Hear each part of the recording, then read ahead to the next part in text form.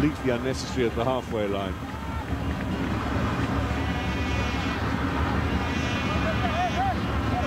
And the players still seem to be of the opinion that you're allowed to have one strike and then only pick up a card. I have not seen that being the recipe used at this tournament. So no free tackle before the yellow card is issued. Now the two centre-backs at the back, and that's a bit of a wild and woolly pass. Well done by Mukuru, dealing with a ball back from Kuyate. Iban Salvador. That decision against him. Well, he plays with real passion.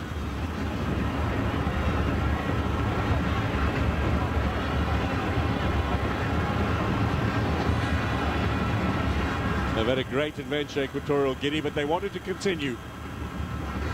They'll be fated as heroes when they get back to their country, that's for sure, after that victory against Algeria, and then still beating Sierra Leone on top of that.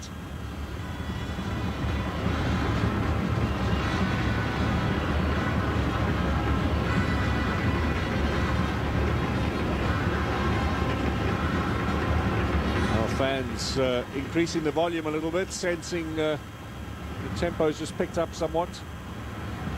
Surely he hasn't been going like that since we last saw him.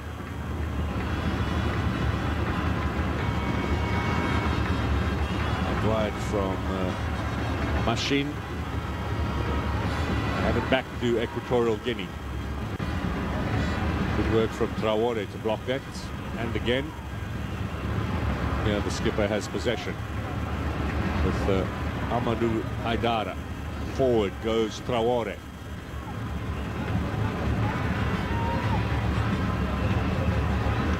Taken away by Salvador. Ref says play on. Picoro switching, looking for something on the right. Pass is too long for Machine. The player of real quality is Jose Machine, and we've perhaps not seen enough of that at this particular tournament. No, 2 minutes of stoppage time still to be added. No goals here. The possibility of extra time and penalties still very much alive. Maybe Mali gets something here with Bissouma, the Brighton and Hove Albion player.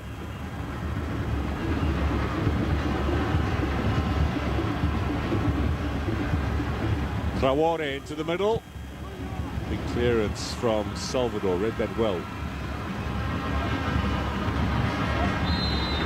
Little pull there from Miranda. He is flirting with danger.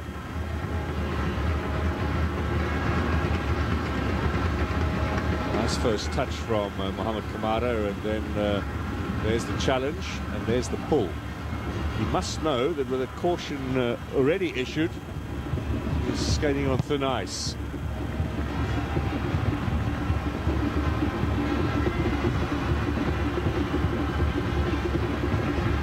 So still time to get this corner in, and a chance for Mali on the stroke of half-time. Is there an opportunity here for a goal and a lead at the break?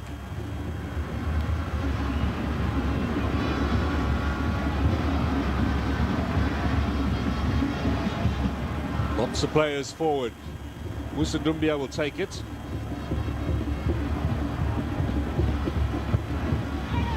Curled away. Easy collection for Owono.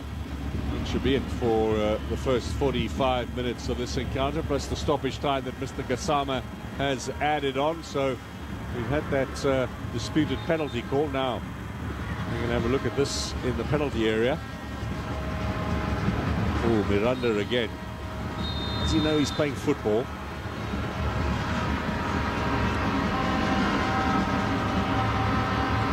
Well, the referee says half-time.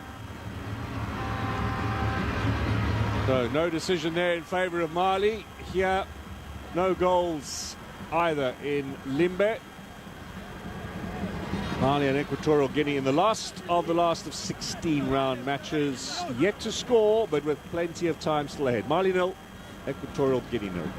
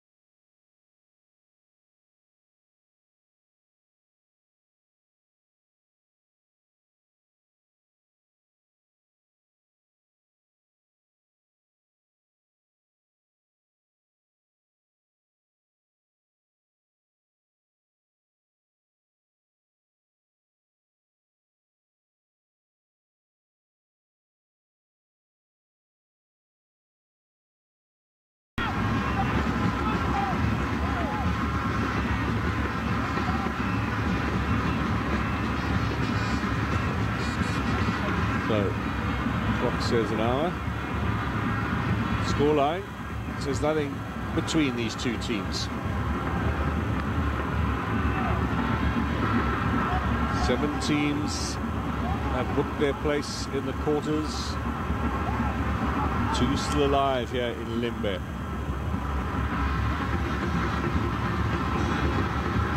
There is a double change, a positive one as well from Juan Micha with Yannick Buyala and with Emilio Insueo. Decision goes against Sako for the challenge on Hansa. The 20-year-old is probably one of the 2 who will be coming off.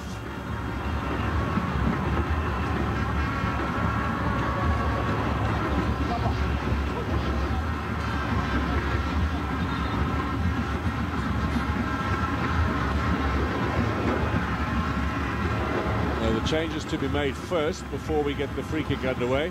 There is confirmation that Hansa is going off and Emilio Insueo is coming on. Played for Middlesbrough and Emilio Insueo, former Spanish junior international, and the first really of these Spanish-born players with a parent from Equatorial Guinea to throw their lot in with the national team and to help build the side. And a lot of the players from the migrant community.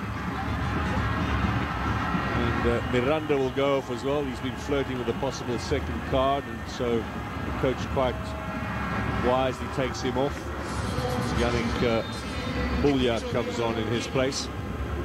Out, Jesse, number 18, Dorian Junior Garnett.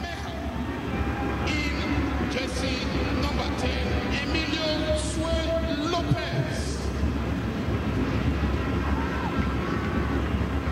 Substitution team, Equatorial Guinea. Out, Jesse, number 17, Jose Antonio Miranda Bauchu. Kamara forward.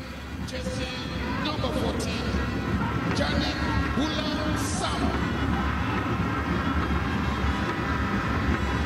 Mali yet to make changes, but looking for some progress down the flank here. Salvador on Bissouma, who gets past him. Looking to set something up is Bissouma. He's becoming more and more key to the attacks from the Malians.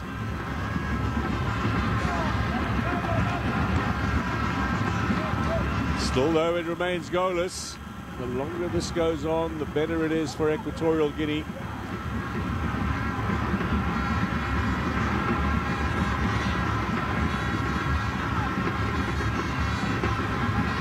Coro.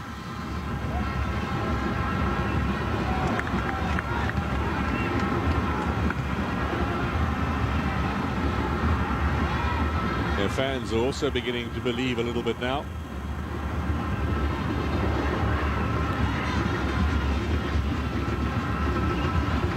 Sueo gets his first touch. And Salvador might drop back a little bit. Salvador now, the provider. Mali with a chance on the counter. Quicker this Mali side. Doumbia forward. Corner. Back in again looking for Doumbia, asking far too much. And he's explaining what he tried to do. A little bit of a curl on the outside of the foot, but that certainly is not the end result of the pass.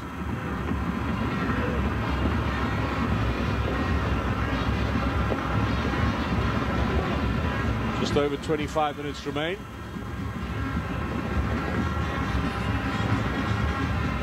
Almost stealing it away there. Look at the possession statistics, very much in favor of Mali. Just over 60%.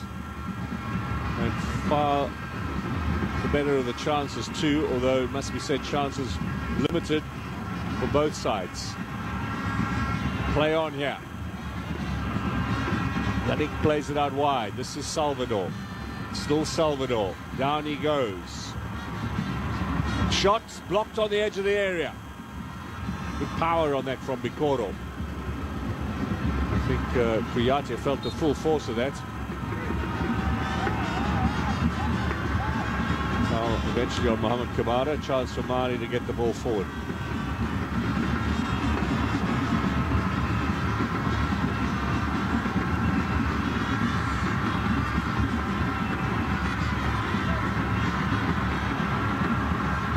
Doumbia. Mali ball. Akapo a lot less adventurous on the right-hand side in the second half in comparison to the first.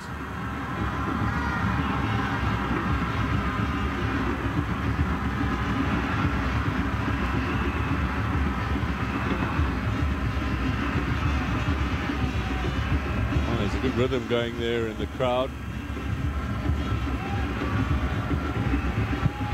Doumbia high towards the back post, missed by everybody, including Sako, the centre-back, who'd come forward. Shakes his head, not pleased with himself. 26-year-old.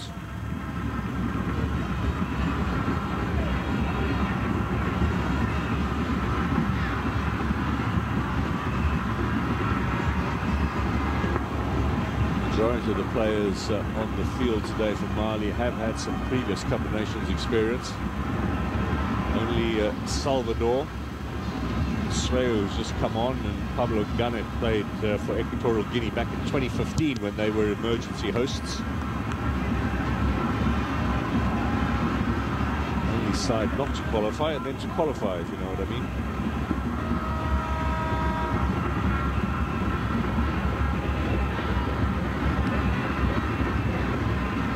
Obiang.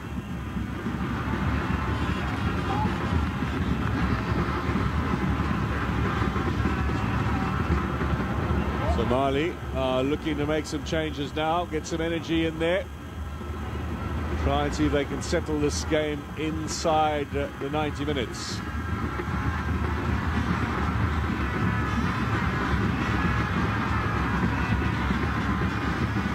Good challenge. Ref says play on.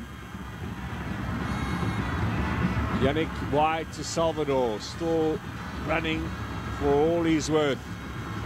Puts in a really strong shift, gets the free kick there. Challenged by Musa Kamara.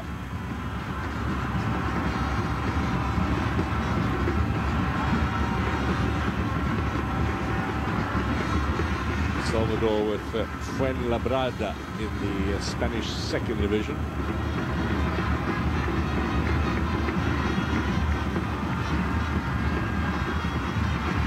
He, of course, would be totally anonymous on the world stage were it not for the fact he has Equatorial Guinea blood and gets this opportunity to play at international level in a small country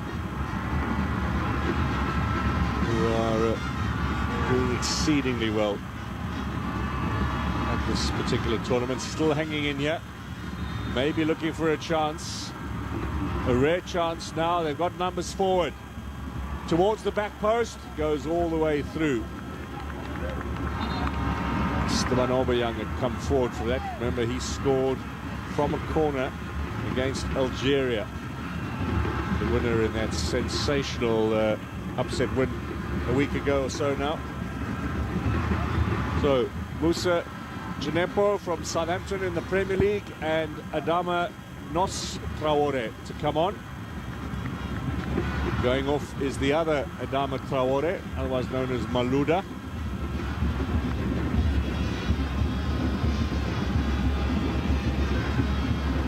Djenepo with 2 yellows in the first round and a suspension in the last game.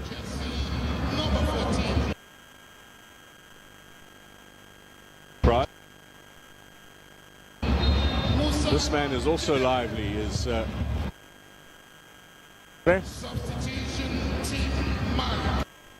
Malouda and Nos nicknames to distinguish between the two Adama Traores. The man has just come on, plays in Turkey, was on the books at Monaco.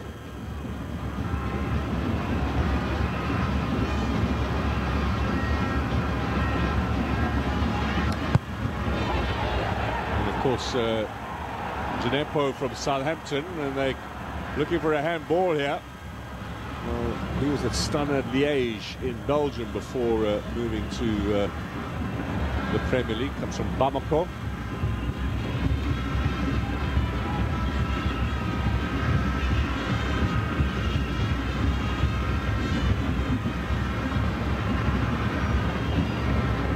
Traore out wide.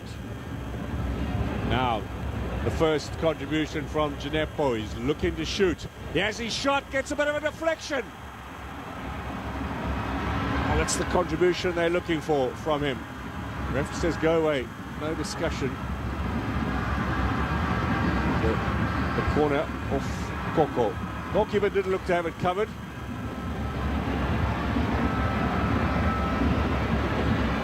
There was the appeals for the handball earlier. Kone. Well, hand trailing there, a little away from the body. Tight call, not given. Arama Nostraore with a cross.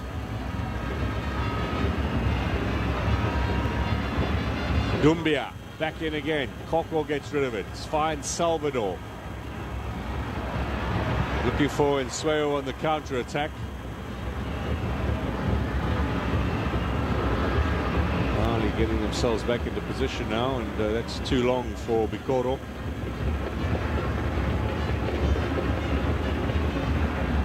There'd also be questions about the fitness, for example, of some of the players in the Equatorial Guinea side, just because they compete at less competitive level. But in this tournament, they have shown themselves to be right up there with everyone else in terms of ability, work rate, and certainly given their all to get their side this far in the competition. I would think that players from a lower league would struggle, I suppose, after 2 weeks of intense competition. Those match fitness levels are at a real peak for all of these players now. Not much rest either before the weekend. Thursday and Friday and Saturday for whoever wins here today. There was that call against Koko. His heart must have been in his mouth for sure.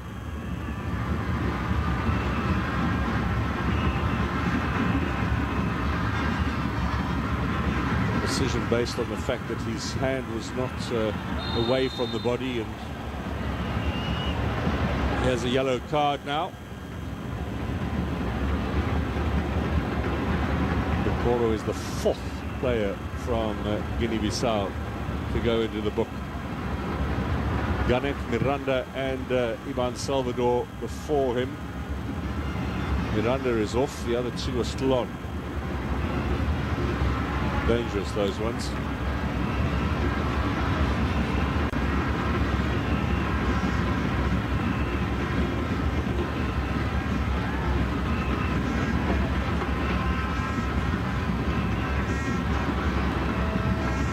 What is Mohamed Magasuba thinking now? I'm sure he does not want this game to go into extra time. Remember, opponent Senegal have got that extra day of rest, the advantage, having played yesterday. They finished the game in 90 minutes as well. Yes, Mr. Gassama, it's his 6th Cup of Nations, by the way. The record for a referee is 8 tournaments held by a Malian, Komlan Koulibaly, who refereed at every tournament from 2002 in his home country to 2015 in Equatorial Guinea. Mr. Gassama, at the age of 43, will not be able to make 8 tournaments. Might sneak in for 7 if they pick him for Ivory Coast in 18 months' time. Been on the FIFA panel for Gambia, one of their representatives, since 2007.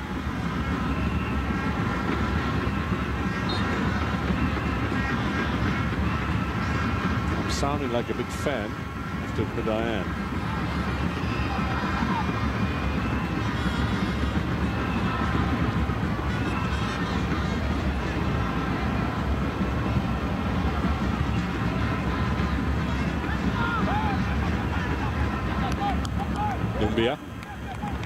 Throw-in is in Mali's favour. Coach Micha on the edge of his technical area, full of enthusiasm still. They believe, Equatorial Guinea, maybe they can sneak something.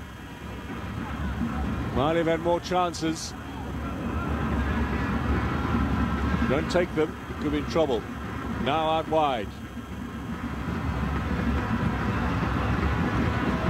Clearance away. Up to Nsweo. Foul on Kamare, almost wrestled him to the ground. Mali take it quickly. Shot. It's blocked by Obiang. Little push in the back there. Quickly taken free kick. They start again, Dumali. This time on the right with Doumbia. With skipper Traore. Haidara. Past one. Haidara looking for Kone. Didn't find him. Sako clears up at the back. Skipper Traore. His 11th successive match for Mali. Ever present in this tournament and ever present in the World Cup qualifiers as well, between September and November.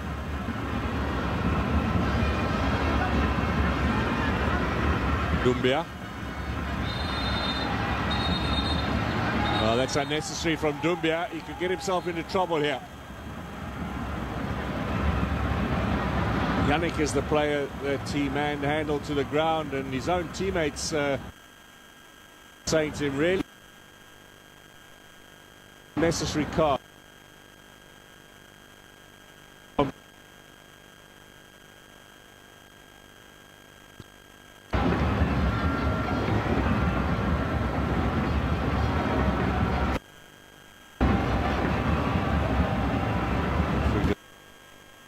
The right attack too.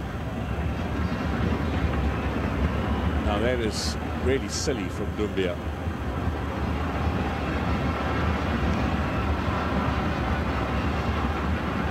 And then the irony of telling Yannick to calm down when his reaction is anything but. 12 minutes.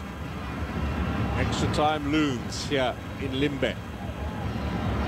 Mali with Genepro. Goal kick.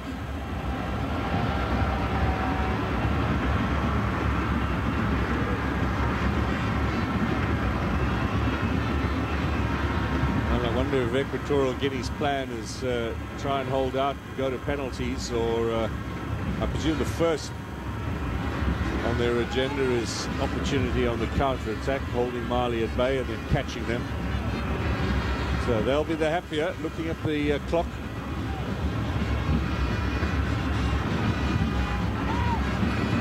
Sweo got the touch with the head out wide. He wants the return ball back into the middle. He's going to only land up Mali possession. Up to Kone. Kone down, Kone free kick.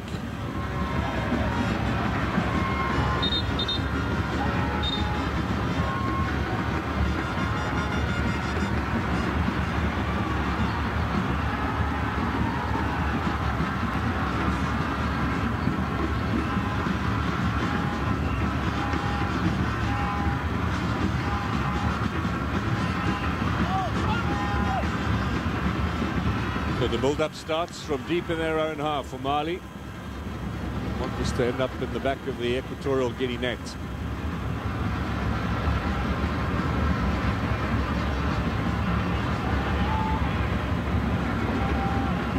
Doumbia out wide. Good running down the flank now. Haidara has a look up. It's missed by Owono. It's still alive. This is Traore. Shot is over the top.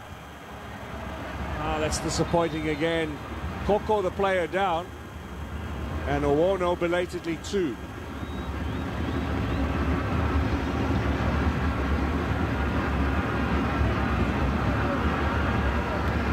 Well, Owono colliding with his own centre-back. He got up, Koko stayed down.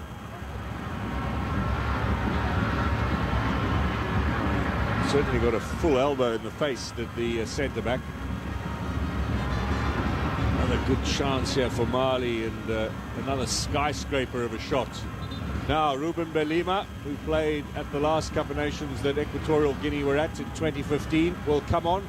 And the young Eneme, who is a striker. Another bold little move here. Machine will go off. Belima will come on in his place. And the other change, to put Eneme on. Let's just check who he will be replacing. Bikoro. Equatorial Guinea. Out, Jesse, number 8, Jose Machine Diko. Ruben Belima, now 29. He plays for Heracles. They're in the 3rd division of Spanish football. And young Santiago Eneme, who comes from Malabo originally, is in the academy at Nantes in France. He's only 21 years old. Coco still a little bit groggy after that knock with his goalkeeper. Santiago Bukari Eneme.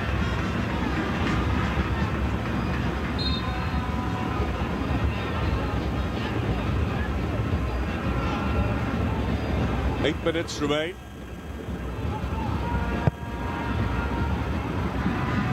There have been 4 changes made now by Equatorial Guinea, and just the 2 so far from Mali, with Nostraore and Janepo coming on.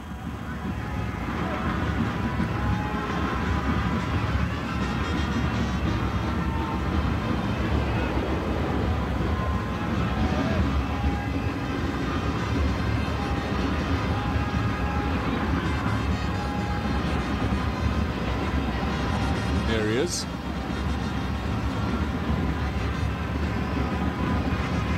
Well, we've seen quite a bit of drama in the closing stages of previous matches, in the group phase mainly in this competition. Does that mean potentially there is something on here in these closing stages? Kuyate forward, down the line, and settle for the throw-in.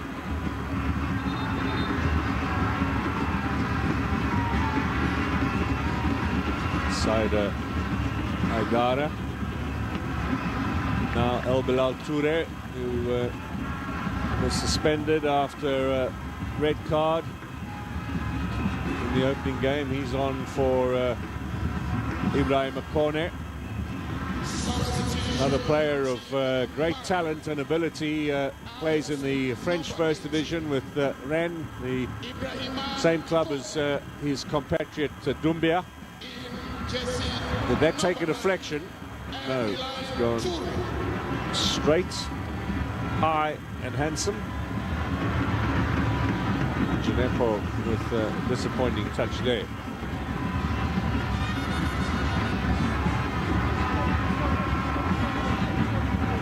Bilal Toure's red card against Tunisia was appealed by Mali, but unsuccessfully so. He was sent off just 6 minutes after coming on as a substitute in the first game in the group stage for Mali.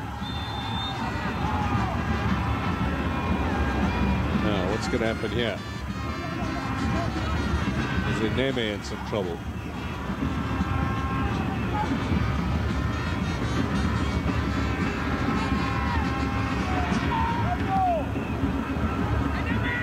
Sacco, who's down. How much? I suppose when you're kicking out with that speed and velocity, that's somewhat painful.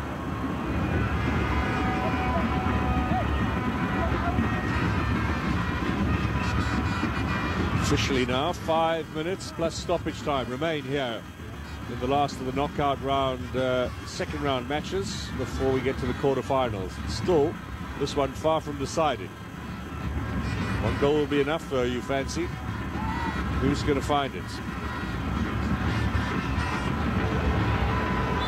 No progress for Mali, but a foul committed by Eneme. Referee says, one there, no more. Probably going back to the warning system, it would seem.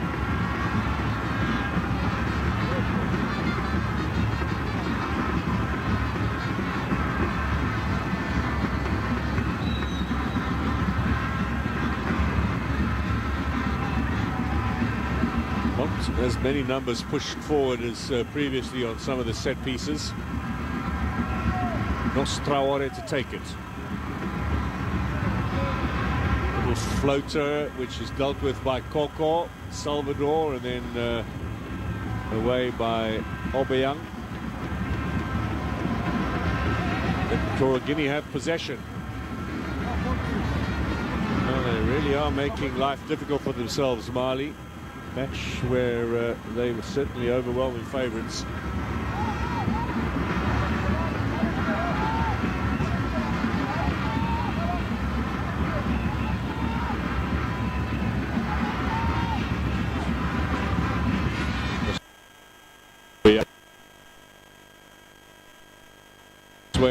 And Yannick is there as well in Neme. All the changes, strikers or attacking midfielders, so not scared as the coach of Equatorial Guinea. They're not setting out their stall here to defend and see what they can snatch in the penalty shootout. Ginepo still chasing it. The ball is alive. On the edge of the area, Haidara into the middle. That's good work. Salvador, his work rate is phenomenal. Now Eneme, the youngster. And Sueo, can he make up for all the misses earlier on in the tournament? Left-footed effort is over the top. He's been heavily criticised back in Equatorial Guinea for all of the chances he had in the first game that they played in the group phase, when they really had, against the Ivory Coast, a chance to actually win the game. Ended up losing by a goal. He was dropped then for Algeria and Sierra Leone the next two games, although did appear against Sierra Leone as a substitute. This is the big fest though against Algeria. But I think a little devoid of confidence, Emilio Nsueo, in the finishing department. Nice touch. Here come Mali. 2 minutes to go. Can they break the deadlock? This is positive. Corner it will be. With the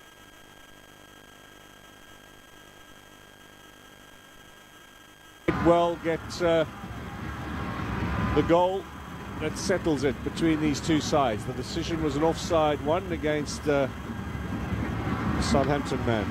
So further relief for Equatorial Guinea.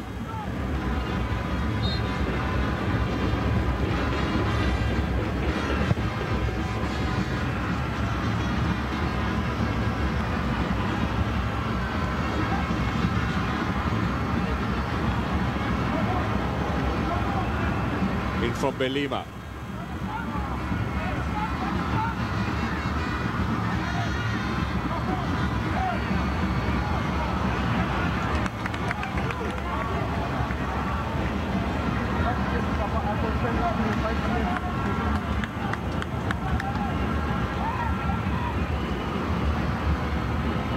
Well, the party continues in the stands. And a little bit of work now for goalkeeper Munkoro. Mali have turned possession over. Less than 30 seconds before we go into stoppage time. And now extra time looks a very real possibility.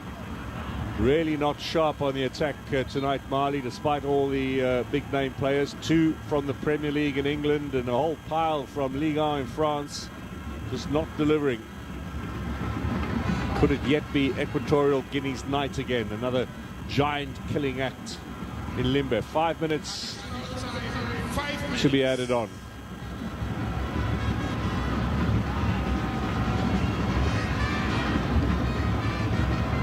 Kuyate will get the free kick.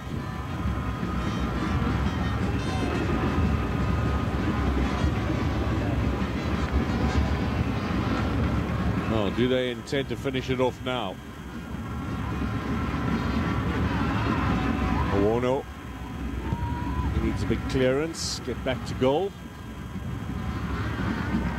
Kuyate into touch.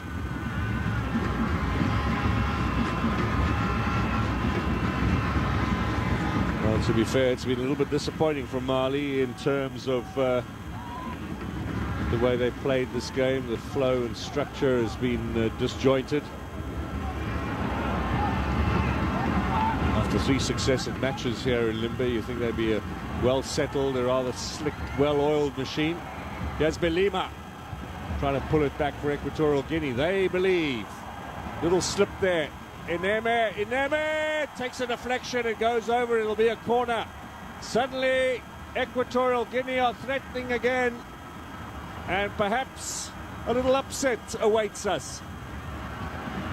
Off Sako, away for the corner. Wouldn't that be a turn-up for the books? Not sure they've had an effort on target in this game.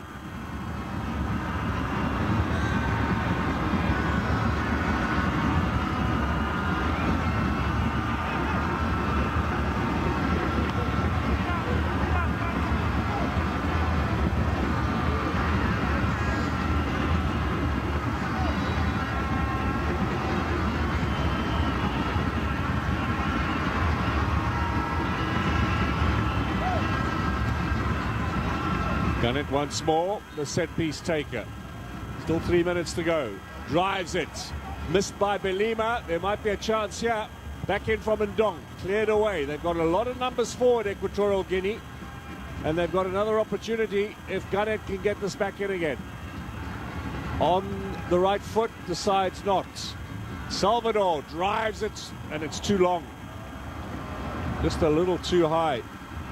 Well, that was a promising passage of play for Equatorial Guinea.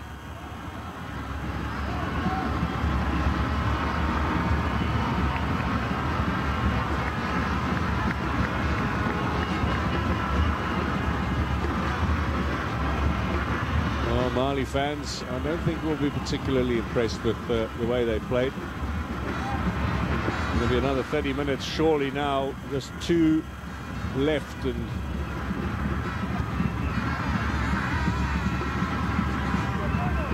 little flick on touch.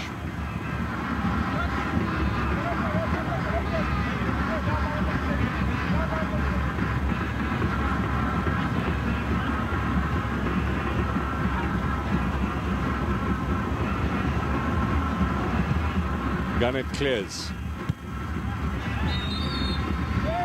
That's a foul in favour of Mali for Sako, so this is still an opportunity with around 1.5 minutes left, 90 seconds or so, to get this forward, to get players forward as well, and to finish this inside the 90 minutes. Or the 95 minutes to be exact. There's a minute left. Floated to the edge of the area. Numbers back for Equatorial Guinea. Belima clears the header.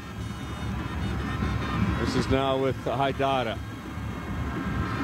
Has not put his foot on the ball in this match in dictated terms like we know he can, but here he goes.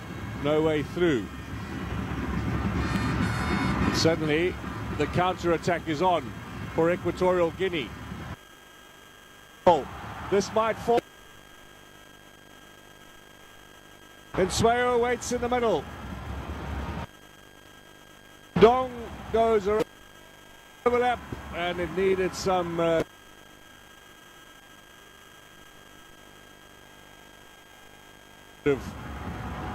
from Equatorial Guinea. Amazing how they believe they can win this game. All the odds stacked against them. And they look. Extra time. Mr. Gassama now just a couple of seconds. That's it, right on cue.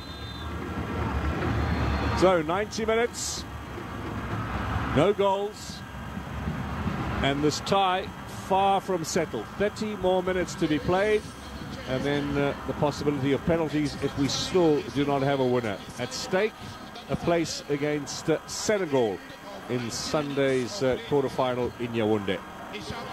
Goalless, Mali and Equatorial Guinea. Extra time is ahead of us. Of 5 minutes.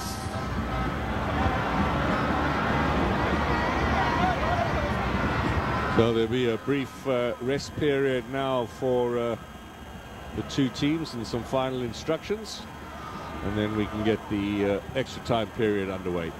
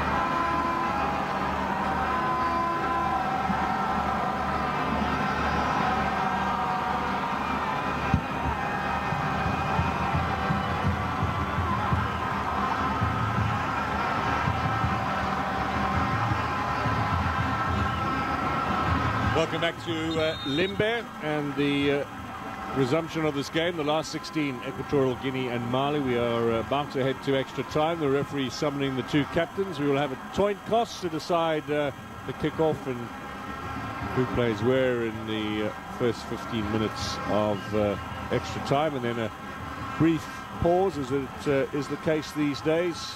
In the half-time break, it used to be a straight switch over. They seem to be a little lax on that, allowing some instructions and some respite, and then we're into the final quarter hour of this encounter, and if needs be, penalties still ahead of us.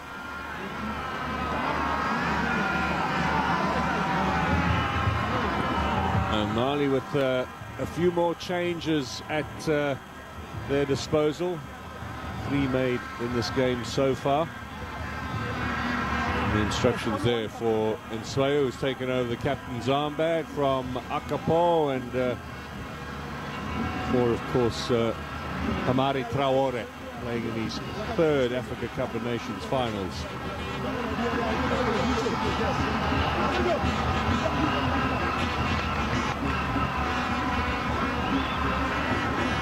I wonder if he might turn it around. Musa Dinepo had potentially a disappointing first round in yellow cards in the game against Tunisia and Gambia, the first 2, so he missed out on the 2-0 win against Mauritania, back from suspension for today's encounter, as is El Bilal Toure, both coming on off the bench to strengthen the side.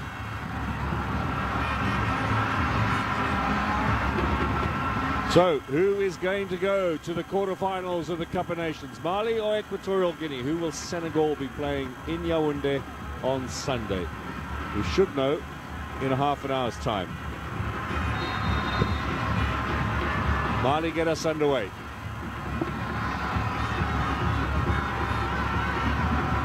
There have been no changes, by the way, at the beginning of extra time. Mohamed Magasuba keeping his powder dry for the extra time period. Here they come now. Here's Doumbia with a cross into the middle. Good defensive work from Esteban Obiang, and the offside flag up again.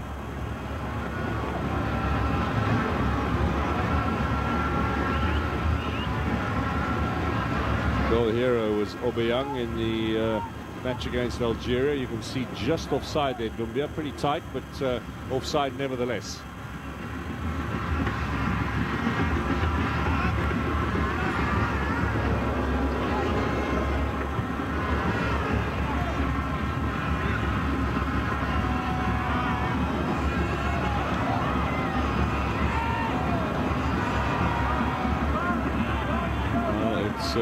Getting a little feisty, which is perhaps not a bad thing. We want a bit of energy and aggression now in the 30 minutes that remain. Haidara, the two of them, Masaido and Amadou. No relation.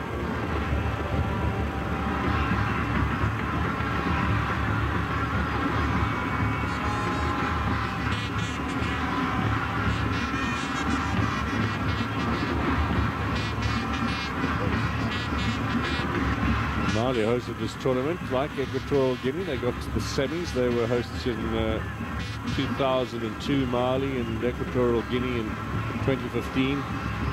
Before that, co-host with Gabon in 2012. That was the tournament that Zambia won in the final in Libreville.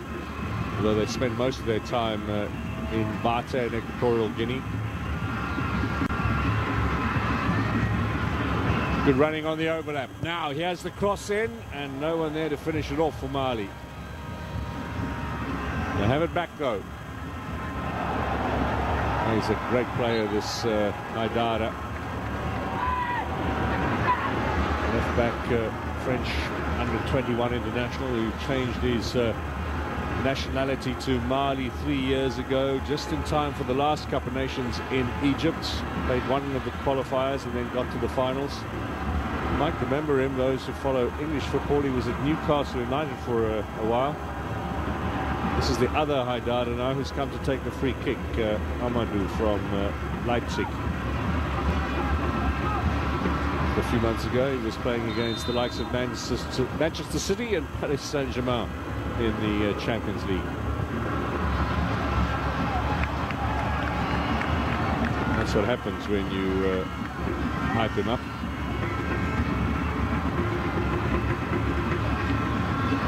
Only 23 years old, name to keep in mind as a future star of the African scene, despite that last touch.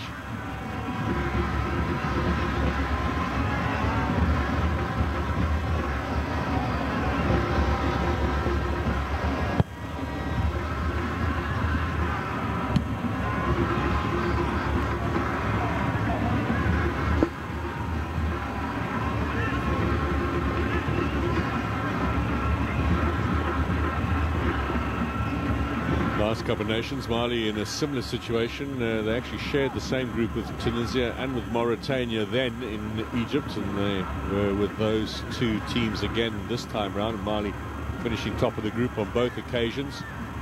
They went into the knockout stage against the Ivory Coast. Much tougher assignment than today. Lost that by a single goal. Shot now. Oh! And not the best of goalkeeping there from Munkuru. He's not had much to do in this game, but tested by Basile Ndong. Long-range effort on target with a difficult bounce. That is not from the textbook. Effective nevertheless, we should add.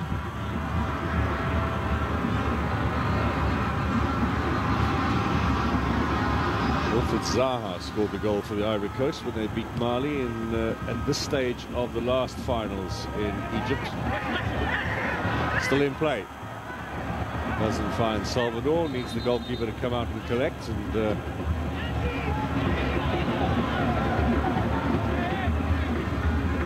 still sounds from referee Gassama, so we will have a throw-in. Change of mind there, the ball did go out of play.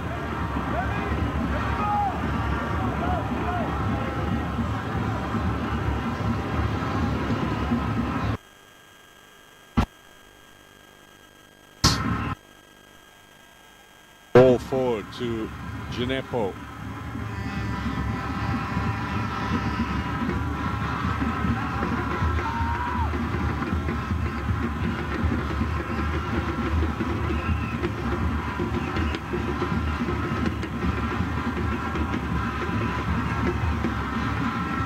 Already 5 minutes gone here in the extra time period, first half thereof. Another 10 to the break. And Equatorial Guinea with the only real effort so far in extra time, looking nice and lively. This is Nsweo.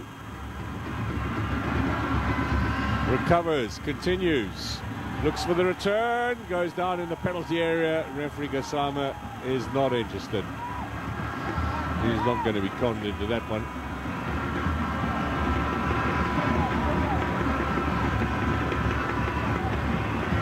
We'll be checking on VAR that the official today is Mr. Adil Zurak from Algeria. The referee very close to the action there. Yeah, he needed a swimming pool, and it would have been of Olympic quality. Emilio and Sue.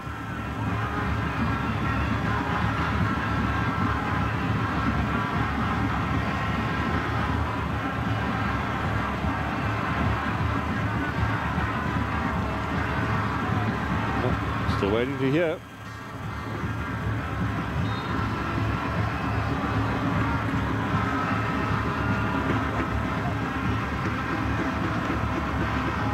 Well, the right decision's made. We can continue with the football. Here's Doumbia for Mali.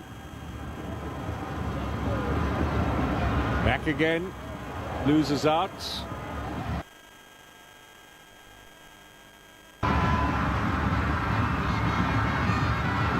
This is Belima. The chase with Traore.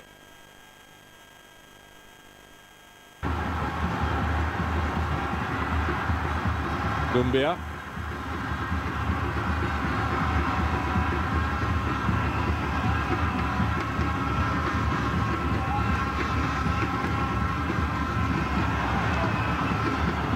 Turnover for Equatorial Guinea. They're finding the from somewhere.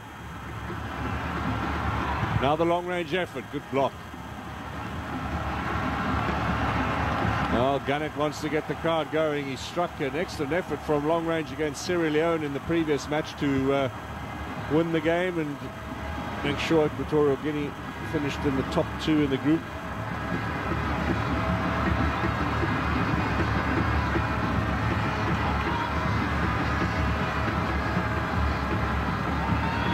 The team that finished above them, Ivory Coast, already eliminated. They'll be heading home tomorrow. One of these two will be joining them. The other will be staying, moving on to Yaoundé for Sunday's quarter-final. Last 8 action starts on Saturday with Cameroon against Gambia in Douala, and then Burkina Faso against Tunisia in Yaoundé, and a double-header in Garoua rather, then a double-header in Yaoundé on the Sunday. Egypt, Morocco, the winner of this against Senegal. Egypt, Morocco will be the first of the 2 games. Long-range shot from Haidara, wide of goal. Not himself today.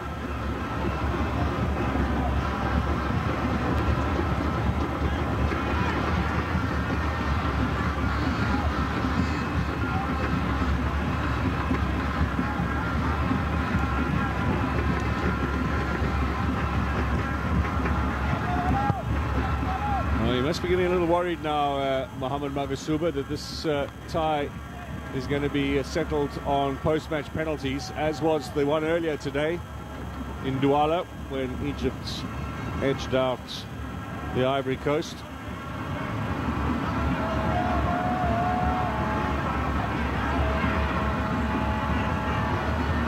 We were hoping for Super Goal Wednesday. We are ending, it would seem, with Drought Wednesday instead.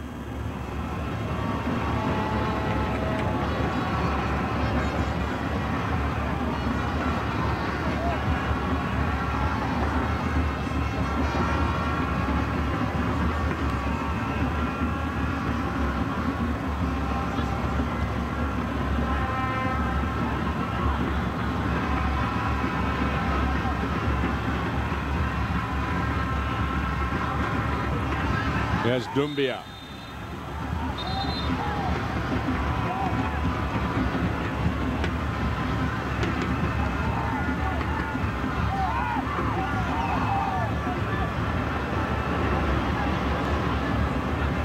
A little pull back there from Akapon.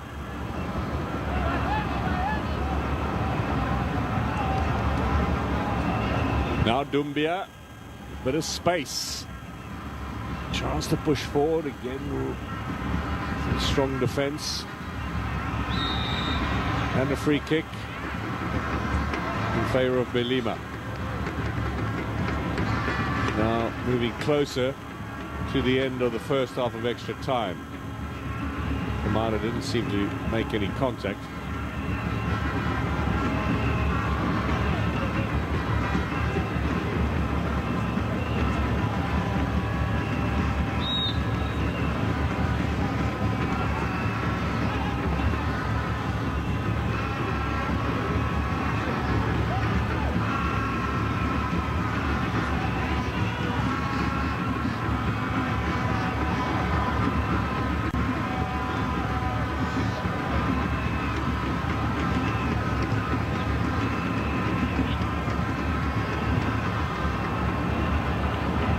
Doumbia's been full of running down this left-hand side. He really does look to be tiring now. Let's see what Salvador's got left in the tank. Has a look up for Emilio Nsweo. Support from Belima. Can the two of them conjure something up? Belima taking too much time, almost dispossessed. Garnett.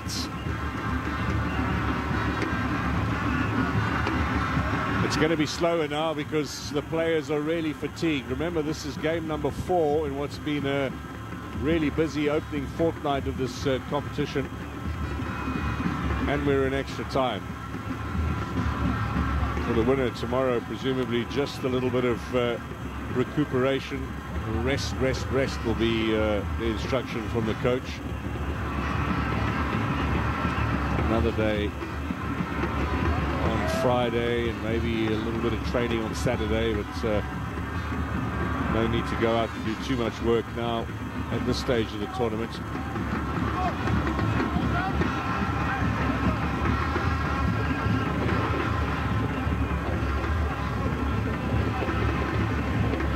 Well, credit to those guys in the stands. More than 90 minutes now, close on 100, just over 100. And they'll be going, one would expect, right to the end. 2 full hours of dancing. And in half-time as well, they've been an extra 50 minutes. They've done more than the footballers. Looking for Nsweo.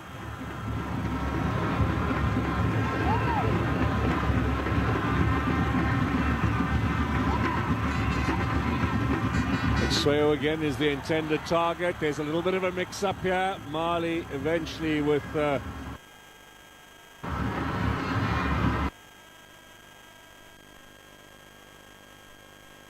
coming from Salvador, the miscue from Ginepro.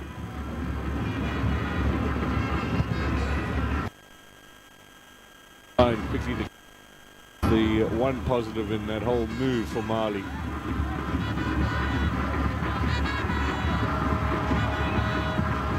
Surely no time to be added on at the end of the 15 minutes here by referee Gassama.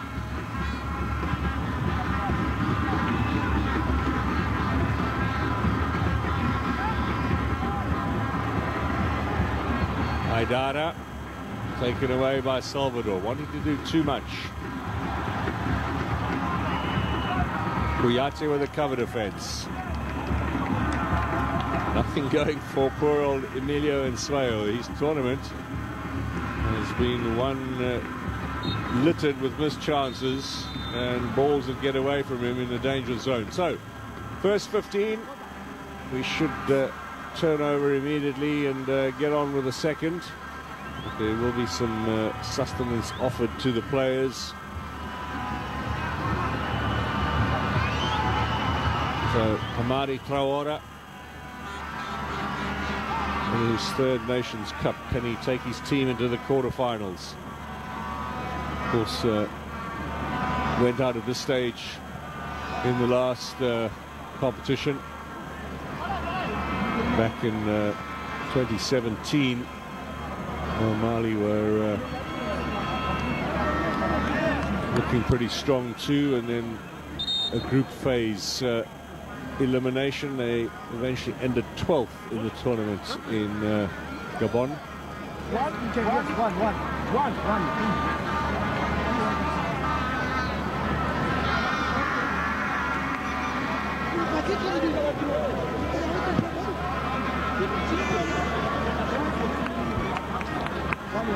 Chance for some final instructions. Mohamed Magasuba is out there. Bikoro has already gone off. Referee Gassama wants to get matters underway again.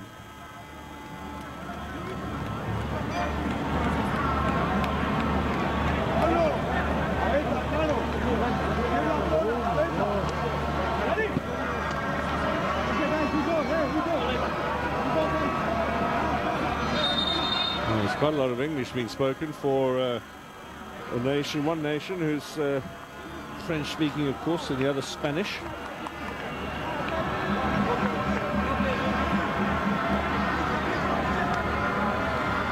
So will these supporters get to see a goal, I wonder, in the final 15 minutes?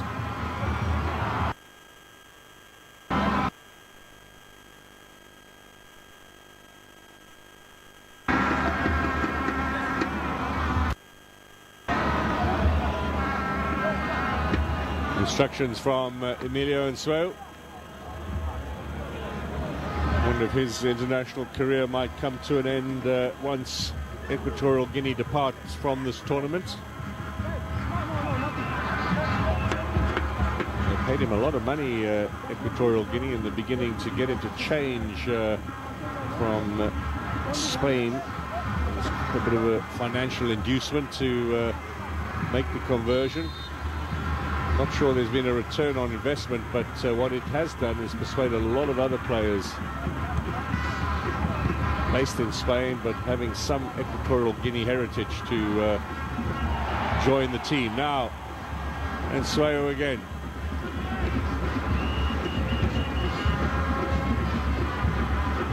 Hasn't got a club, by the way. Was last playing in Cyprus.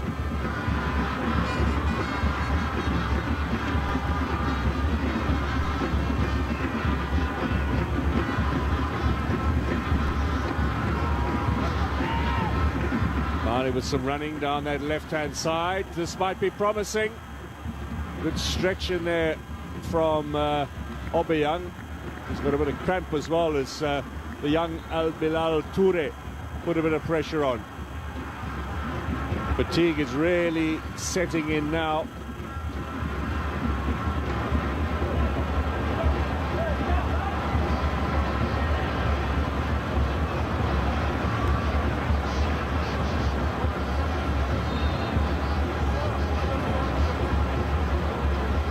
Be a throw-in.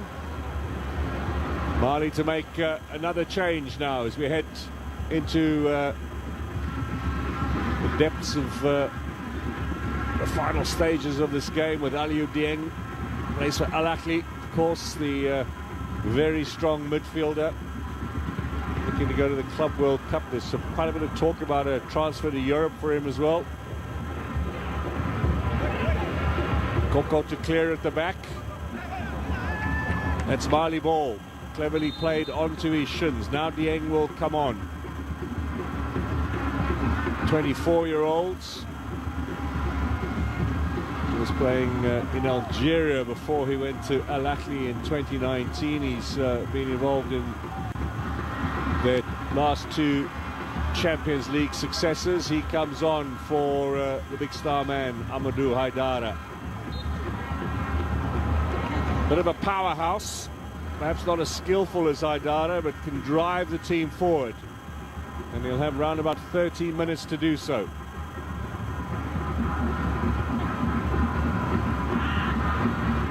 Traore with a throw in, and now Doumbia looking to cut inside. Doumbia with a left-footed shot, which is again way off target, and he too a picture of fatigue out on that field. Amadou Haidara out, number 23. Husseini Diawara is the assistant coach there, played for Mali at the Africa Cup of Nations himself. Sometimes as a pundit on television in France.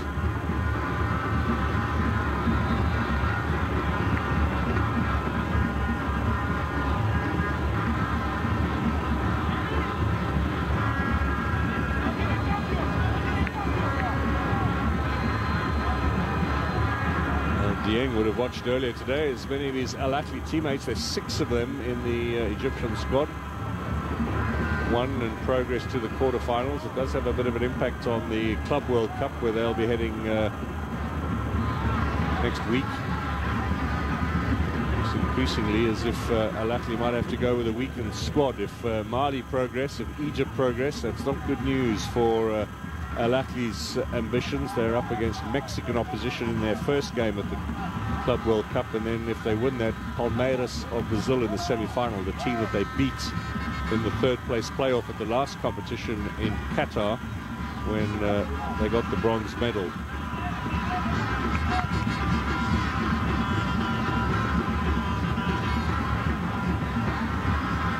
Today's referee, by the way, handled 4 Champions League finals in his time, including Al Ahly's success over Orlando Pirates back in 2013 and the big clash between Zamalek and Mamelodi Sundowns in 2016.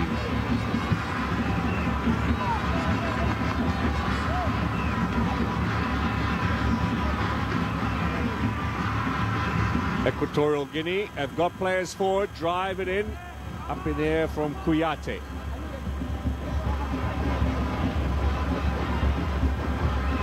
Certainly does not look as if any side is going to grab this game by the scruff of the neck with some 10 minutes left. And penalties will decide it. Mali will see it as a huge opportunity missed if they are knocked out at this stage of the tournament. It would be a big blow to confidence too, with that World Cup playoff coming up against Tunisia in March. But there is still time for a goal. Ginepro going for the return ball. What's the referee say? Equatorial Guinea again. There's nothing going really for Mali. Fitness of the referee also under scrutiny now in extra time.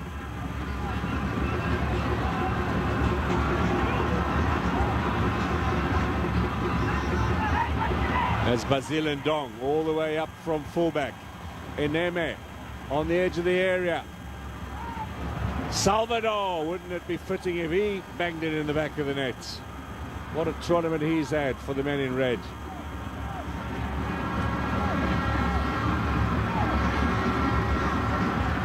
They are tired now. The vast majority of the players out on the park.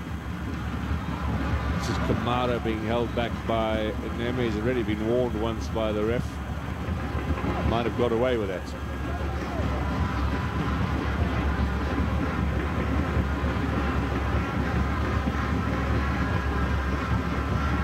Four changes made by both sides now.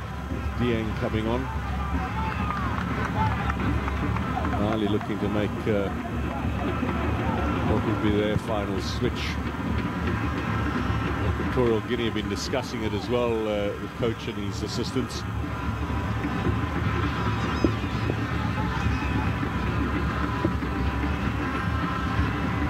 111 minutes of football played now in Limbe.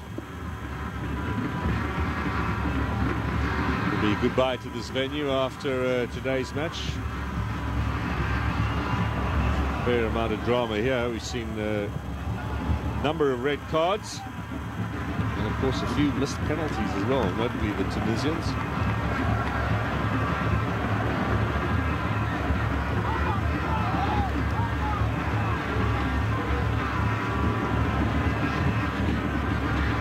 Still 7.5 minutes remain.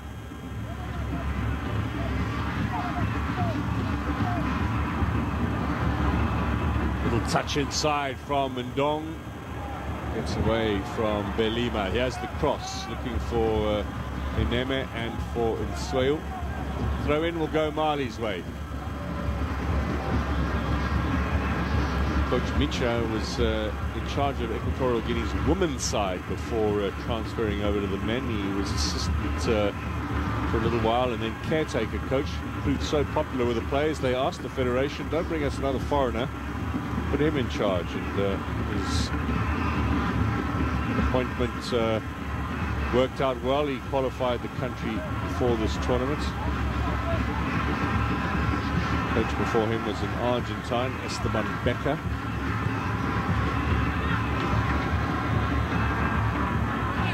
Traore with the ball. Nice little turn from Toure. Outstretched foot from Ewono. Toure looking to get the ball back, but that's a foul. Dieng showing some energy. Pablo Garnett will get up and continue. Well, he was brought on to just put a little more oomph into this Mali side. That was the initial effort from Dieng. He's a real pocket battleship, strong upper body strength. Will Ali be able to hold on to him? Or is he heading to Europe maybe at the end of the season? Ali will certainly be looking for his contribution in the Champions League campaign. Mamelodi Sundowns, Al Hilal and Al Merrikh in their group, which starts next month.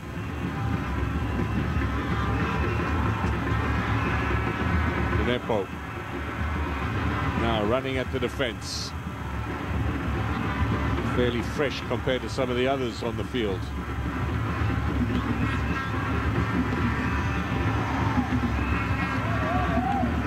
Mali pushing it around, not much progress. Here is Traore. Sako. Surely they're not playing for penalties.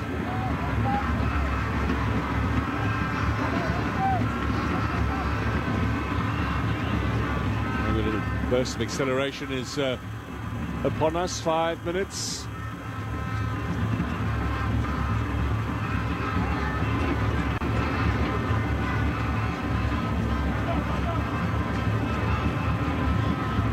Let's see if they can get it forward here, Mali. What are their intentions? This is all a little pedestrian from a team that has the ability to still to win it. Doumbia. Here they come. Kamara. Asking far too much of Dinepo. Just look to make it a little bit difficult for themselves tonight. So Equatorial Guinea will have to throw in. We've got 4 minutes before we head to the penalty shootout to decide the outcome of this encounter. It's been a long day at the Cup of Nations with 2 matches going the full 2 hours. Egypt and the Ivory Coast settling their encounter on penalties. And we are 3.5 minutes away from the same scenario here in Limbe.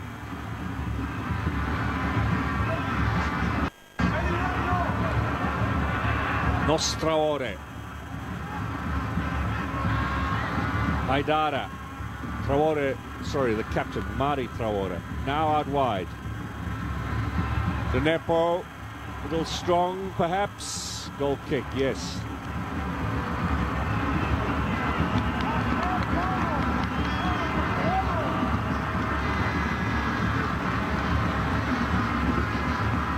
Under 3 remain. Not much need for time added on either on the part of the referee from Gambia.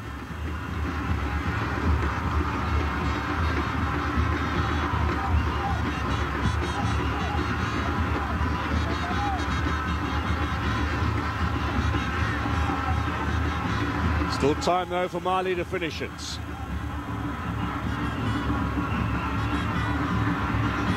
None of the crisp movement we saw in the last game against Mauritania on display here. So, what about Equatorial Guinea? 2 minutes to go. Could they continue their giant killing run in the competition?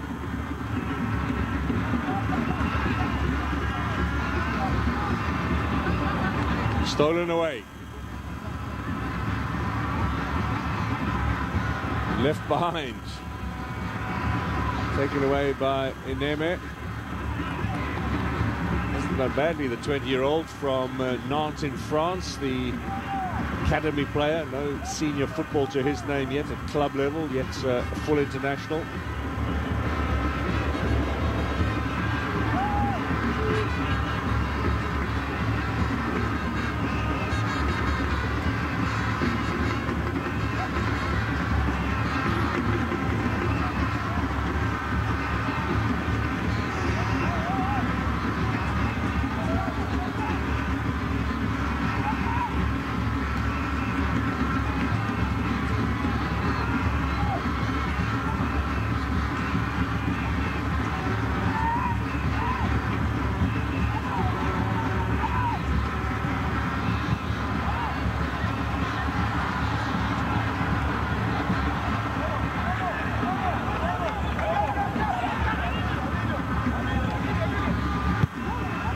Played in by Belima. It's taken away. We're in the final minutes.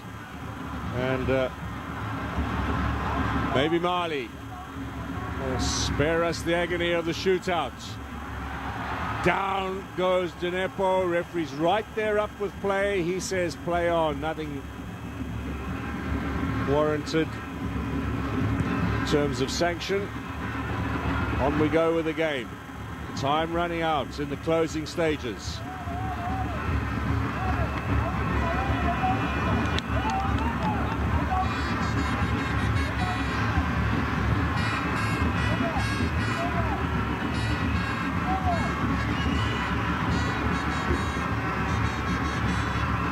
Nice work now. The ball is across and into the arms of Awono because it was looking, Dinepo, for Toure, but far too close to the goalkeeper. Toure had actually peeled away, looking for more of a cutback from his teammate. Well, that's it. 2 hours of football in Limbe, no goals, and we will go to the penalty shootout to decide who progresses in the Africa Cup of Nations. The 30 minutes did not add much in the way of drama to a tie that has been a little pedestrian at times. And Equatorial Guinea, I think, will be by far the more satisfied with the outcome after 2 hours. It's another clean sheet for them, third in a row at this competition. 0-0 here as we move on to the penalties.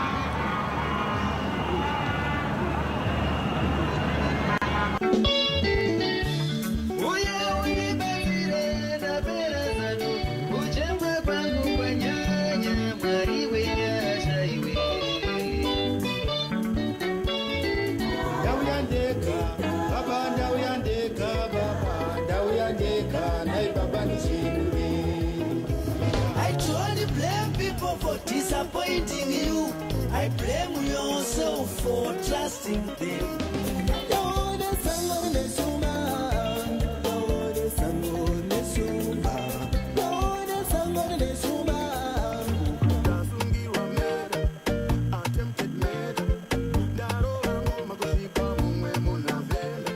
Aimbojenga urombo, cheso idombo. Diani aizi bandicha famba nelambo. Coach iPhone iyo bochitambo. Kufeka shimagushi, flambo. Inindale, dale, zo. Kule murini, nokana dagari, nenzrai. Urindira mudiwa, ucha uyari, uyatikare.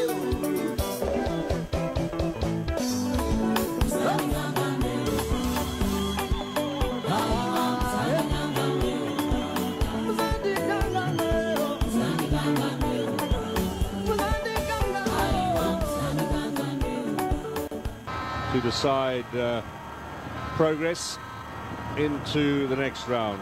One decides to head home after a gallant campaign. There's Equatorial Guinea quite rightly thanking their fans who've backed them here in Limbe. Neighbouring country, of course, a little bit easier to travel than it is from Mali.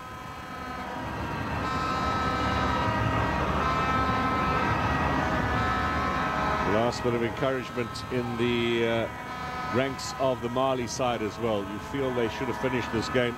They had a couple of half chances, not enough for a team of their quality in what on paper looked a little bit of a mismatch, but certainly was not the case during the 2 hours we watched.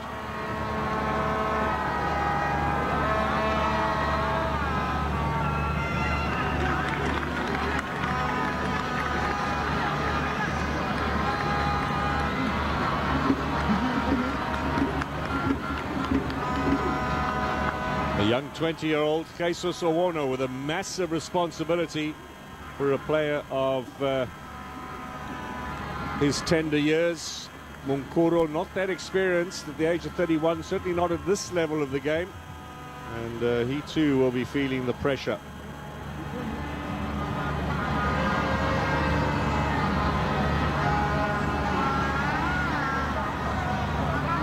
The fans too, particularly those at home, of course, who watch this and feel the tension, willing their team to advance.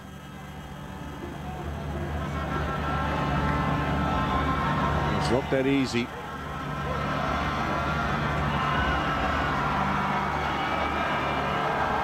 Emilio Ensueo, well, he's at a torrid tournament.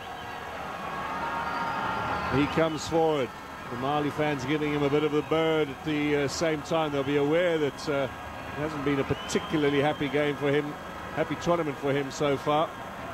But he is the skipper. He is leading from the front and taking responsibility for the first kick here. Goalkeepers will get instruction, pretty clear from Papa Gassama. On the line, you stay on the line, do not move off the line until the kick is taken. Though we've yet to see, in the limited shootouts we've had here so far, a retake ordered. There have been some marginal ones along the way.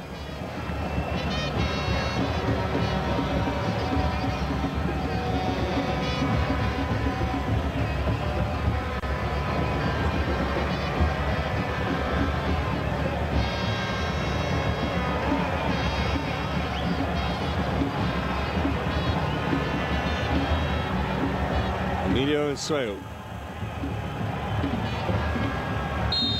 Goalkeeper Munkuru, the man from Equatorial Guinea, misses.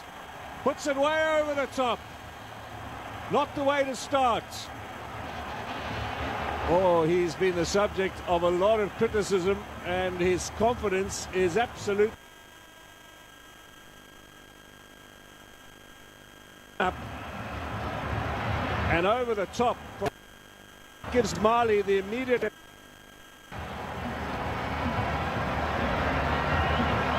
Will they take it?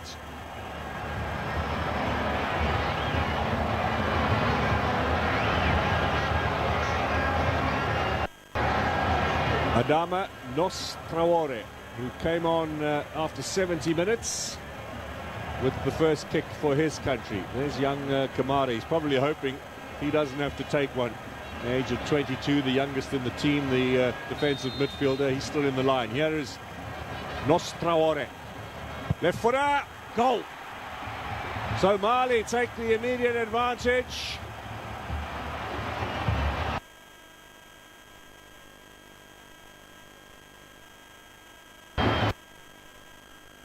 Can they keep it going that way?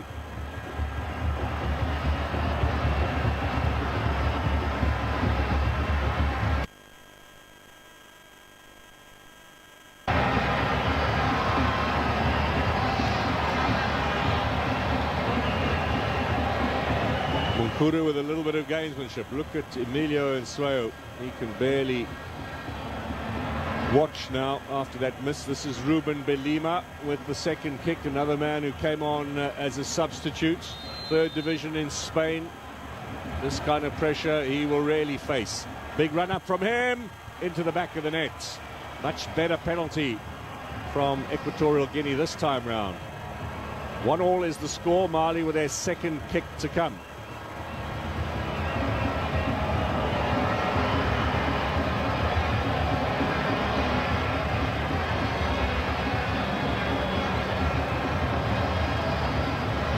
Belima back to his teammates.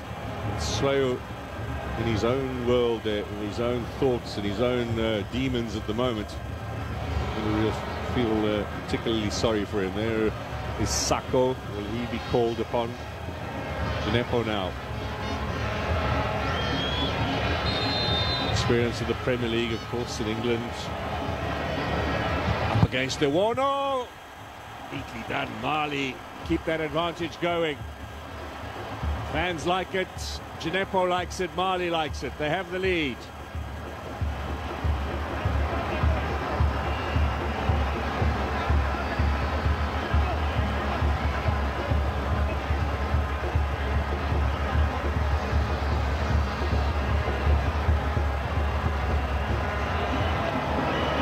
Well, the poor old coach, Juan Micha, barely watched this. It is kick to be taken by Carlos Acapo. And he to the middle makes it 2-2. That is audacious. A little shout at goalkeeper Iwono as well. Such a gamble, these kind of kicks. When they come off, they look tremendous, but you wonder about the wisdom of trying to take a penalty in that style at this level of competition. 2 out of 3 for Equatorial Guinea, 2 out of 2 for Mali. Their third kick to be taken by Macedo Haidara, the French-born fullback. Second Cup of Nations for him. Left footer as well. Saved by Iwono. It's back level. 2 penalties converted apiece, 3 taken by each side.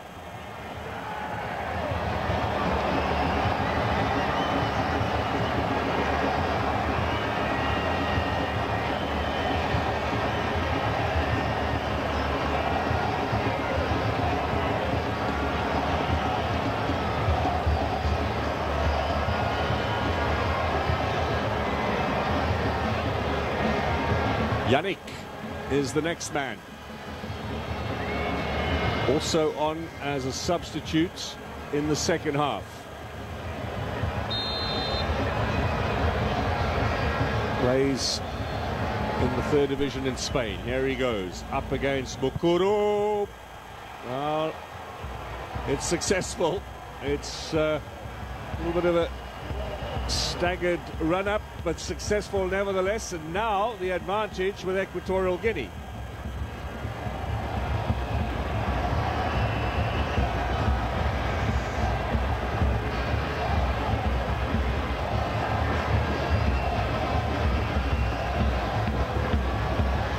Captain Hamari Traore with the responsibility of keeping Mali on course with Equatorial Guinea. The last opportunity saved by Haidara. Now Traore. Traore misses, so now the pendulum swings in favor of Equatorial Guinea. Horrible miss from the skipper.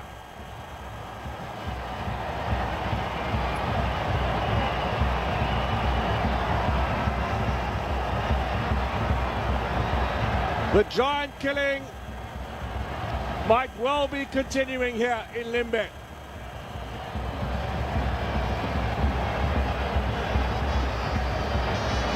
They've got rid of Algeria. They've knocked out Sierra Leone. Can they add Mali to the list? Big responsibility now for Pablo Ganet. He takes it. It's saved. Still 3-2 ahead. It'll be the last kick for Mali. They need to score.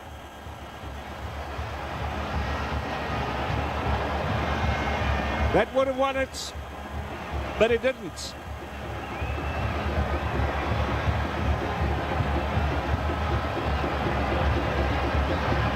Well, the pendulum has swung. First, Mali had the advantage. Then Equatorial Guinea. Mali must put this one in the back of the net, otherwise it's all over. You can see there, Equatorial Guinea with 3 out of 5. Mali with 2 out of 4.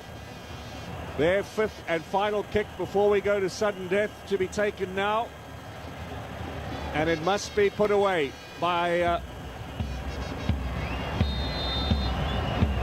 El Bilal Toure. Big responsibility for the young man, and he delivers. So we go to sudden death. You cannot separate these two sides. It's been a very long night in Limbe, and it's still nowhere near being decided. 5 penalties apiece. 3 converted each. And sudden death, the advantage with Equatorial Guinea because they take first. Koko comes forward. You do not want to be in the shoes of these players now. The hopes of an entire nation rest on their shoulders. The pressure is immense. Koko looks like he's got a decent run up here. Koko goes and scores. Equatorial Guinea back with the advantage. 4 out of 6. Now Mali must score. Otherwise, it's over. And it'll be Senegal against Equatorial Guinea in the next round. Who would have thought that?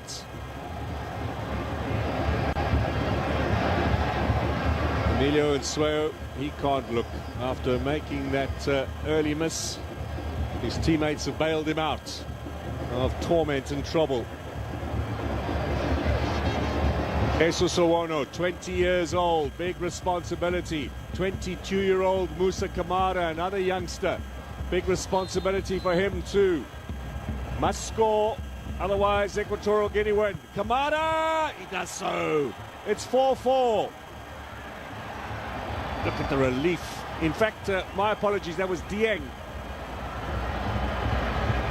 Dieng from Al Ahly, making it 4 out of 4. No sparing poor old Musa Kamara the responsibility. Also on as a late substitute, Dieng does the job. Now, Salvador, what a hero he has been for Equatorial Guinea in this competition. He can ill afford to miss. Twice a man of the match. The driving force at times for his team. This is the 7th kick for Equatorial Guinea. 4 out of 6. Salvador in the back of the net. 5-4 Equatorial Guinea. They keep the pressure on Mali. Every time Mali step forward now in the sudden death, they need to score to save the situation. Oh, it must be hard for those fans. Now, what's young 20-year-old Jesus Owono going to do? Salvador's done his job. Stepping forward now for Mali is Musa Kamara. A young man with a bright international future. Up against Owono. Musa Kamara, he does it. He does it, he's relieved. No energy to celebrate. He had a wonderful first half, played a little bit in the second, but he's done his job in the shootout. So it's 7 kicks apiece now, 5 each converted. Parity continues in Limbe.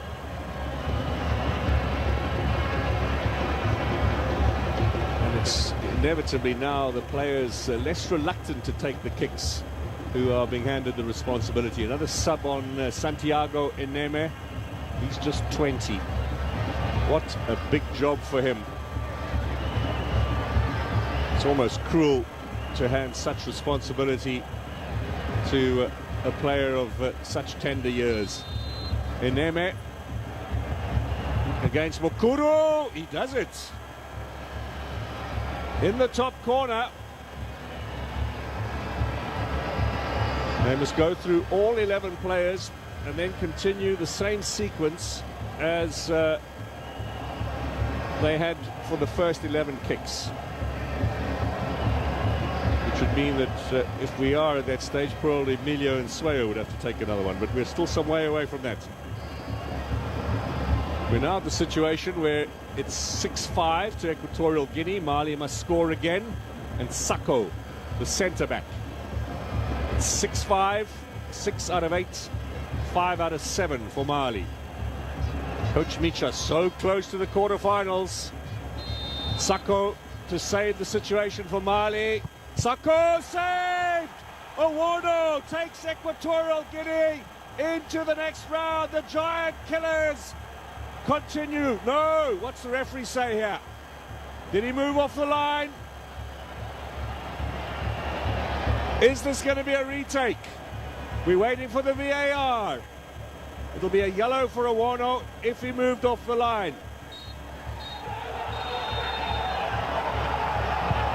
There's the save. I think he might have had a foot on the line. The referee says yes. No retake. Equatorial Guinea advance.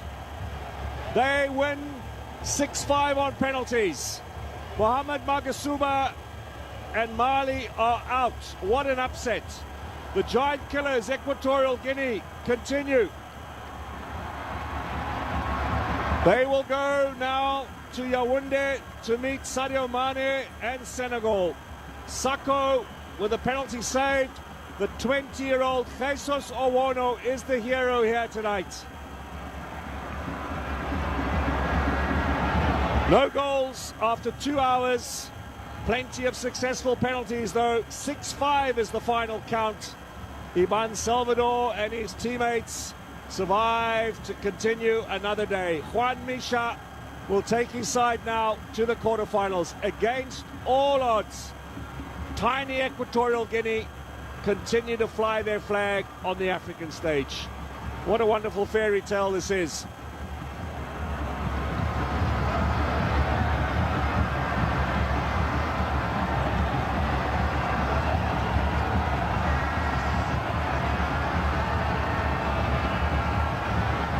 Well, consolation, commiserations. Oh, look at the staff there. That's in fact, that's Miranda, who came off in the second half. Cannot control the tears as Equatorial Guinea on here. Absolutely marvelous, marvelous performance. Mohamed Magasuba, well, he is absolutely crestfallen. His team should have won this one. On paper, they were the runaway favourites. They had the better of the chances. But at the end of the day, they did not find the back of the net. Equatorial Guinea took it all the way to a penalty shootout. And they are going to the quarterfinals. Commiserations for Magasuba. Mali's dream is over yet again. They've yet to win this championship. Finalists in Cameroon 50 years ago. It's not going to happen again. Confirmation then of the final score as the tears of joy continue to run. Here is the decisive save from Jesus Owono. There was still a foot dragged on the line as it was hit by Sako. That was the decision for the VAR. Equatorial Guinea into the next round.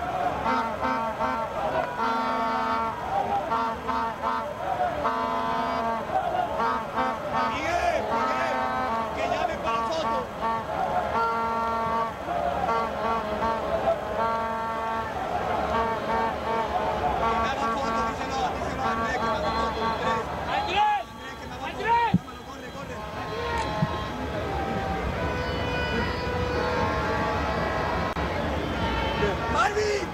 Foto, foto, foto, foto. Hazme foto. Hazme foto.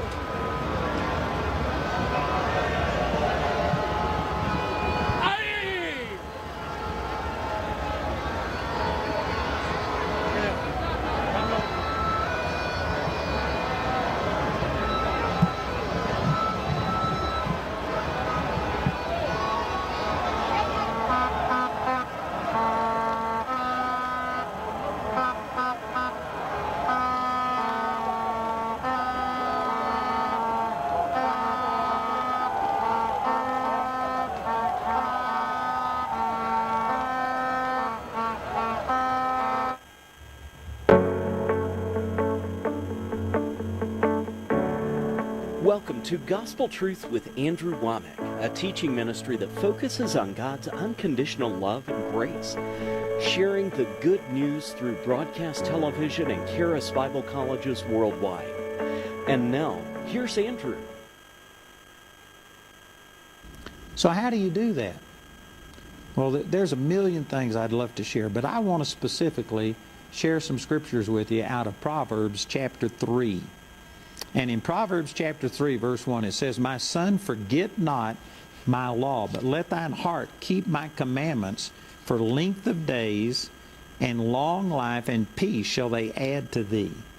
Man, I could preach on this for an hour, but many Christians believe that health and longevity in life is dependent upon diet and exercise and taking vitamins and using the medical profession and those kind of things. I'm saying those things have a place, but instead of that being the real key to long life and health, I believe it's a very small portion. This is just Andyology, but I believe that your diet and exercise and vitamins and stuff like that might be 20% or a maximum of 30% of your health. Much more important than those things. It says in Psalms chapter, well, I'd have to look it up. I think it's Psalm 17. I'd have to look these verses up. But it says, "A merry heart does good like a medicine." One of the 10 commandments in Exodus chapter 20 is honor your father and mother, that your days may be long upon the land. In Psalms chapter 34, verse 12, if you love life, if you want long life, then refrain your lips from speaking evil and your actions from doing wrong, and serve God. The Scripture teaches that spiritual things are much more important than just physical, natural things to your health. So again, Proverbs chapter 3, verses 1 and 2 says that you'll get length of days, long life, and peace if you are seeking the Lord. And then in verse 3 it says, "Let not mercy and truth forsake thee. Bind them about thy neck. Write them upon the table of thine heart. So shalt thou find favor and good understanding in the sight of God and man. Trust in the Lord with all of thine heart." And we could apply that in many, many different ways. In talking about following the leadership of the Lord, relationships with people, finances. But let me apply it to health. Trust in the Lord with all of your heart for your health. Not just diet and exercise and food and things like this, but trust God for your health, and lean not unto your own understanding. In all of your ways acknowledge Him, and He shall direct thy paths. Be not wise in thine own eyes. Fear the Lord and depart from evil. It shall be health to thy navel and marrow to thy bones. Your navel is at the center of your being. Of course, that's where you got all of your nutrients from when you were in your mother's womb. It's talking about that it'll be health to the very core of your being and marrow to your bones. The marrow of your bones is where the blood is produced. And Jesus said that, well, the Bible says that the life of the flesh is in the blood. So in other words, this is saying, in verse 2, it says, length of days and long life will be added unto you. In verse 9, it says, or verse 8, it says that you fear the Lord, you depart from evil. It shall be health to thy navel and marrow to thy bones. And so here's verse 2 and verse 8 and everything in between. It may have other applications, but it applies specifically to your health. And it's saying that these things will produce health. And let me focus again on that verse 3. It says, let not mercy and truth forsake thee. Bind them about thy neck. Write them upon the table of thine heart. How do you write something upon your heart? That's a great question. And here's the answer. In Psalms chapter 45 and verse 1, it says, My heart is inditing a good matter. I speak of the things which I have made touching the king. My tongue is the pen of a ready writer. So put that together with Proverbs 3, where write them upon your heart. How do you write it upon your heart? Your tongue is the pen of a ready writer. Do you know how you get something established in your heart to where it's not just mental understanding up here, but your heart is established in this truth? It's through words. Proverbs chapter 18, verse 21 says, Death and life are in the power of the tongue, and they that love it shall eat the fruit thereof.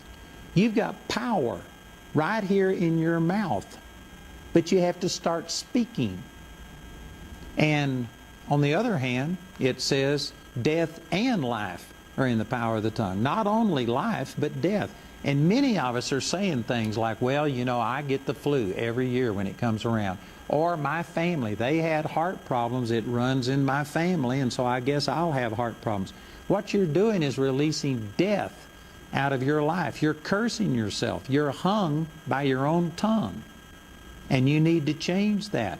And what I'd like to have you do is to start speaking what the Word of God has to say, and specifically not about just getting healed once you're already sick, but start speaking what the Word of God says about that no plague will come nigh your dwelling, that He will turn off sickness on the inside of you so that you aren't even receptive to sickness. That only with your eyes, this is in Psalms chapter 91, and I just picked a few verses out of that psalm, but if you go back, some of the scriptures there says, only with your eyes will you see the reward of the wicked. In other words, you won't participate in it yourself.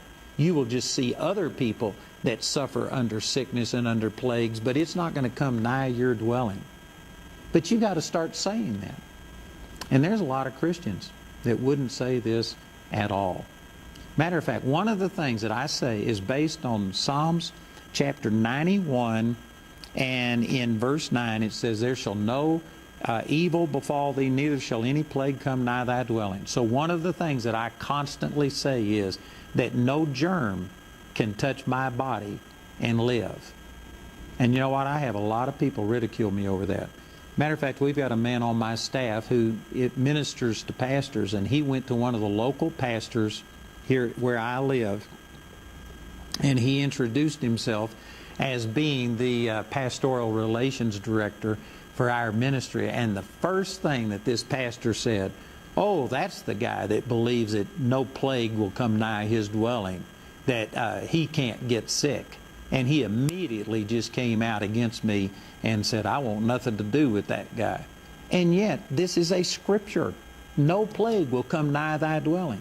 I'm not condemning anybody who does have some type of a sickness and he isn't living at this, but I'm saying, why in the world would you condemn somebody for trying to believe what God promised? I would like to encourage you to start believing for more than just divine healing when you get sick. Start believing for divine health, that no plague will come nigh my dwelling. And how do you get there? Again, if you go back to Psalms chapter 91, I left some of these verses out, but in Psalms 91 verse 1 it says, He that dwelleth in the secret place of the Most High shall abide under the shadow of the Almighty. So this is talking about not just visiting the Lord occasionally. You have to dwell in the secret place, and you have to abide under the shadow of the Almighty. That's talking about a fixed position. So it's not saying that for those who only go to church once a week or every once in a while, and they only think about God occasionally, that this isn't going to work for you. But for those who dwell in the presence of the Lord, that's where you live. And then verse 2, Psalms 91:2 is really important. It says, I will say of the Lord, He is my refuge and my fortress, my God, in Him will I trust. Notice it says, I will say of the Lord. You have to say it. And again, there's a lot of people that you may hear me use these scriptures, and you may even say, well, I believe that. But do you believe it enough that you would stand up and say, no plague is going to touch my body? No sickness is going to come into me. And you know what? There's a lot of Christians that won't say that. Why? Because they honestly don't believe it. And they're afraid that if they say it, and then something happens and they get sick, it's going to look like you were wrong and that you weren't operating in faith. And so many people just never believe for these things because it's easier not to believe for them. It's safer to say that, you aren't going to do these things. But again, I tell you that I believe as the end times continue on, things aren't going to get better. Things are spiraling out of control. There's things happening right now in this world that I wouldn't have thought would have ever happened in my lifetime. They were prophesied in the Bible, but I thought this will never happen in my lifetime. But we see the world just spiraling out of control, and not only in government and in ungodliness that's being promoted in things, but I believe that there is coming a time that sickness, plagues, things like this are going to be increased much worse than they are now. And we've got to step up. And we've got to start preparing by not just waiting until some plague afflicts us and then get healed, but we need to learn how to keep the devil at bay. There's a scripture in Jeremiah chapter 12, verse 5, and it says, if thou hast run with the footmen, and they have wearied thee, how canst thou contend with horses? You know what that's saying is that if just running with a footman, a person who's on foot running a race, and if you can't keep up with him, you're never going to keep up when you have a mounted rider, racing against you. And so if you can't stand against the COVID virus, which 99.7% of people recover from that, and if you can't deal with that, how are you ever going to deal with some of these plagues that are written in the Bible and things that are coming? We need to learn how to not only just, struggle through life and when something happens, just